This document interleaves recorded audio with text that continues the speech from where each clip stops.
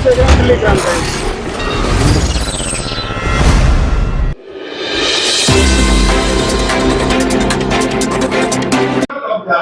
उस जमीन के ऊपर आप जो कुछ कहोगे, क्या क्या गांव के विकास के लिए क्या क्या योजनाएं शुरू की जा सकती हैं, आपके आशीर्वाद से उन योजना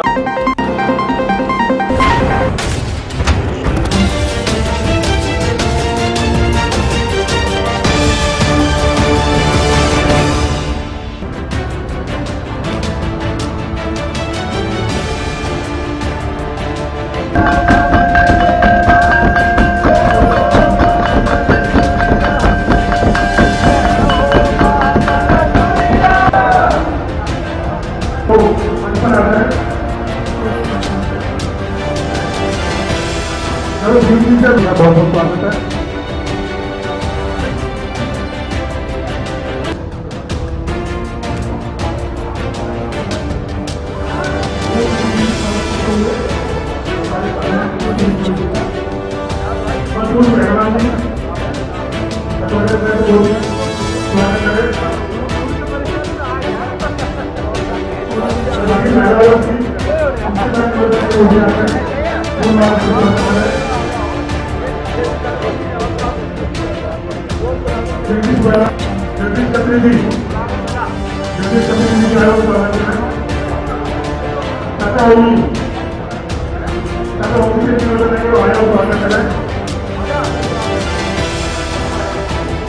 हमारे बीच में जो भी धर्मपाल जी को समर्थन देकर जगह जरूर देती है।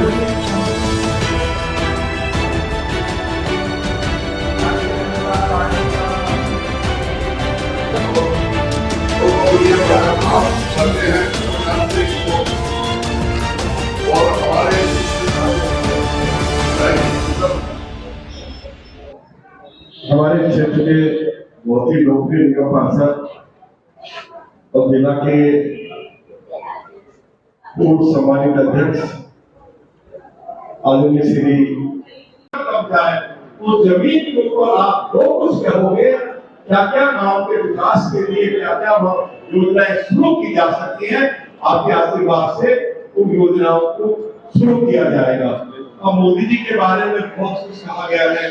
जो कुछ मोदी जी ने पिछले 10 सालों में पूरे देश को दिया उसके बारे में आप सभी को मालूम है, लेकिन एक बात मैं जरूर कहना चाहता हूँ, देश की जो अर्थव्यवस्था है आज वो 5वें नंबर पर है, वो 30वें नंबर पर आएगी। मोदी जी का जो सपना है कि भारत को विकसित राष्ट्र बनाया जाए, वो सपना पूरा होगा। देश में जो हमारे किसान, मजदूर और कमेरे वर्ग के लोग हैं, उनके चेहरे पर आज भी आपको लाली दिखाई दे रही है, खुशहाली दिखाई दे रही है। देश उनके नेतृत्व में खुशहाल होगा। पूरी दुनिया में नरेंद्र मोदी जी ने भारत का सम्मान बढ़ाया है। आज वो दुनिया के सबसे लोकप्रिय नेता हैं। अनेक विकास के कार्य पूरे देश भर में उनके द्वारा किए गए हैं, तो इसलिए लोगों ने मन बना लिया है कि आज मोदी जी का इस देश में कोई विकल्प नहीं है और तीसरी बार 400 से ज्यादा सीटें देकर उनको देश का प्रधानमंत्री बनाएंगे। मैं बहुत आभारी हूँ किशनगढ़ गांव का कि आज बाबा लक्ष्मण महाराज के चरणों में मुझे आशीर्वाद मिला, गौशाला में आने का मुझे मौका मिला और गाँव वासियों ने मुझे अपना भरपूर आशीर्वाद दिया, मेरी आर्थिक सहायता भी की। मैं कैसे इनका कर्जा चुका पाऊंगा, इनको भरपूर सम्मान देकर और गांव के विकास के लिए, कल्याण के लिए जो भी इनकी ओर से मुझे आदेश दिया जाएगा, उस कार्य को पूरा करके जो मेरे ऊपर गाँव वासियों को कर्जा है, मैं उसको ब्याज से चुकाने का प्रयास करूँगा। सर, जैसे आपने अभी बोला कि आम आदमी पार्टी जब से एमसीडी में आई है यहाँ पे कोई विकास नहीं हो रहा है, लेकिन आम आदमी पार्टी वाले ने बोल रहे हैं कि हमारे विकास की वजह से बीजेपी डरी हुई है। अब किशनगढ़ में देख लीजिए ना क्या विकास है, सारी सड़कें उजड़ी पड़ी हैं, हाउस टैक्स के लाखों रुपए के नोटिस भेजे जा रहे हैं, तो कौन सा विकास किया? कूड़े के ढेर लगे हुए हैं। आप जरा एक बार किशनगढ़ गांव का जरा विजिट कर लीजिए, फिर मालूम हो जाएगा। आप बताइए, केजरीवाल जी के जेल जाने से कोई सिंपैथी वोट उनको मिल सकता है? कोई सिंपैथी नहीं है, घोटाला था, सबको पता है। जिन्होंने पैसे लिए वो कह रहे हमने दिए, और जिन्होंने लिए वो कह रहे हमने लिए। जो म्यूचुअल मीडिएटर थे उन्होंने कहा हम म्यूचुअल मीडिएटर थे, हवाला से ट्रांसफर हुआ, तो सारे सबूत का तो सिंपैथी कैसे मिलेगी? नहीं, केजरीवाल जी का कहना यह है कि ये सारे सबूत जो है मैनिपुलेट किए गए हैं, बनाए गए हैं। कोई मैनिपुलेट नहीं है, लेकिन न्यायिक व्यवस्था हमारे देश में है, तो लोकतंत्र में चौथा स्तंभ है पूरी तरह न्यायिक व्यवस्था, और वहाँ पर उन्होंने पूरी अपनी जमानत का ताला लगा के देख लिए, हाई कोर्ट में भी लगा लिया, राउजन कोर्ट में भी लगा लिया, लेकिन कहीं से उनको राहत नहीं मिली है। अगर कुछ भी दम होता तो राहत मिल जाती। आज उनके एक 3 तो विधायक जेल में है, मुख्यमंत्री जेल के अंदर है, सांसद जेल के अंदर है, और वो खुद भी जेल में उनके साथ रह के दिल्ली के लिए उनके प्रपंच देखिए। सुनीता केजरीवाल वो परिवारवाद की बात का आरोप कांग्रेस पर लगाते थे, आज उनके ऊपर परिवारवाद का आरोप लगने वाला है। बहुत ही आपको धीरे धीरे सब समय सामने आता है। जो कैंडिडेट हैं श्री रामवीर सिंह विधूड़ी जी का सम्मानित किया गया है उनको, और समस्त जो हमारे जो सर्व समाज है उसने उनको सम्मानित किया है और सब तरह से समर्थन देने का वादा किया है। तन मन धन सारा सहयोग उन्होंने करने का वादा किया है, और ये वादा किया है कि मोदी जी की झोली में एक सीट दक्षिण दिल्ली से सबसे पहले डाली जाएगी। तो हमारे साथ में दिल्ली की पूर्व मेयर सरिता चौधरी जी है, हम उनसे इस विषय में बात करेंगे। तो सरिता जी, स्वागत आपका दिल्ली क्राइम टाइम्स में। बहुत बहुत धन्यवाद। तो सरिता जी, चुनाव चल रहा है लोकसभा का, रामवीर सिंह विधूड़ी जी अभी यहाँ पर अपनी बात कहकर लोगों को गए, लेकिन दिल्ली सरकार ने जो काम किए, लोगों की जो शिकायतें हैं उनको आप कैसे देखते हैं? दिल्ली सरकार के काम को कैसे देखते हैं? देखिए, ये चुनाव देश के सबसे बड़े लोकतंत्र का चुनाव हो रहा है, लोकसभा का चुनाव है, और लोकसभा के चुनाव में अगर हम लोकसभा की बात करते हैं, मैं फिर आपने दूसरा सवाल पूछा उस पर भी आऊंगी, लेकिन अगर हम लोकसभा की बात करें तो दिल्ली की 7 सीटों पर भारतीय जनता पार्टी के उम्मीदवार पहले भी सांसद जीते थे, और देश में लगातार 10 साल से आदरणीय नरेंद्र मोदी जी के नेतृत्व में सरकार चल रही है, और हमारी सरकार ने, हमारी केंद्र की सरकार ने मोदी जी के नेतृत्व में देश में बहुत अच्छा शानदार जो है उनका परफॉर्मेंस रही, काम करके दिखाए हैं।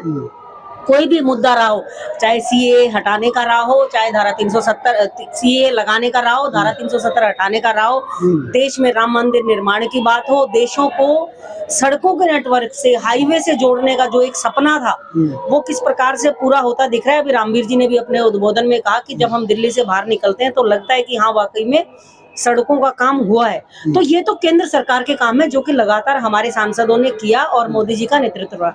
अब हम आ जाते हैं दिल्ली सरकार के काम पर।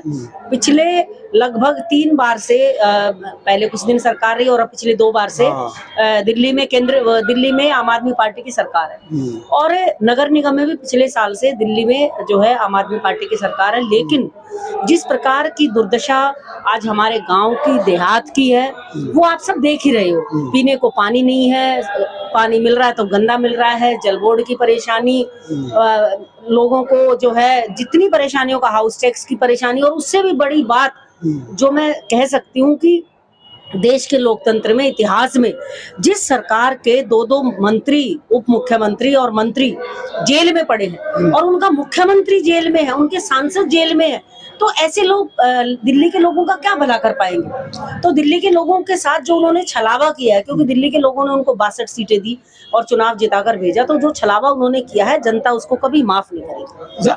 देखिए, केजरीवाल जी का कहना यह है कि ये सारा प्रपंच जो है मुझे जेल में डालने के लिए किया गया है, मैंने कोई घोटाला नहीं किया। तो उनका ये जो विक्टिम कार्ड है, क्या ये जनता के बीच में चल पाएगा? गिरफ्तारी जो है कुछ उनको फायदा दे पाएगी, राजनीतिक फायदा? देखिए, मुझे लगता है कि ये सिर्फ उनका एक वो सहानुभूति लेने का प्रयास कर रहे हैं। जो करेगा वो भरेगा, जो जैसा कर्म करेगा वैसा भरेगा। हमारे इतने सारे जनप्रतिनिधि रहे हैं, आज तक कोई जेल में नहीं है, तो उन्हीं को क्यों जेल में डाला जा रहा है? उनके मंत्री, उन्होंने घोटाला किया है, उसकी रिपोर्ट आई है, ऑडिट रिपोर्ट में घोटाला है, जल बोर्ड घोटाला, दवाइयों में घोटाला, राशन घोटाला, और इतने सारे ऐसे घोटाले हैं जो कि जनता के सामने आए हैं। ईडी ने तभी तो पूछताछ करी है। शराब का घोटाला, जिसमें हमारे भारतीय जनता पार्टी के कार्यकर्ताओं ने सड़क पर एक-एक करके धरना प्रदर्शन किया, तो उसमें हम ये कह सकते हैं कि वो घोटालों में फंसी हुई सरकार है। सरकार में घोटाला है या घोटालों में सरकार है? अच्छा, तो उनका ये निर्णय है कि मैं जेल से सरकार चलाऊंगा, और उनकी ये जिद आपको कहाँ तक सही लगती है? देखिए, ये बिल्कुल सही नहीं है। जब उनका नाम आया है, अगर आपको ध्यान होगा, मैं आपको थोड़ा सा अगर पीछे ले जाना चाहूँ, हमारे माननीय आडवाणी जी ने जब एक बार हवाला कांड में नाम आया था, तो उन्होंने अपने पद से त्याग पत्र दे दिया था और ये कहा था कि जब तक मैं शुचिता का पालन करूंगा और जब तक मैं आरोप मुक्त नहीं हो जाता, तब तक मैं कोई पद ग्रहण नहीं करूंगा। उन्होंने पद ग्रहण नहीं किया, तो जब वो जेल में उनको डाला है, सीबीआई जांच कर रही है, ईडी जांच कर रही है, उनको डाला है जेल में, तो उनको भी मानवीयता के आधार पर दिल्ली के लोगों के साथ जो है नाइंसाफी ना करें, उनको अपने पद से त्याग पत्र देना चाहिए। बहुत बहुत धन्यवाद। तो दोस्तों, ये थी सरिता चौधरी जी, दिल्ली की पूर्व मेयर, जिनसे हमने बात की।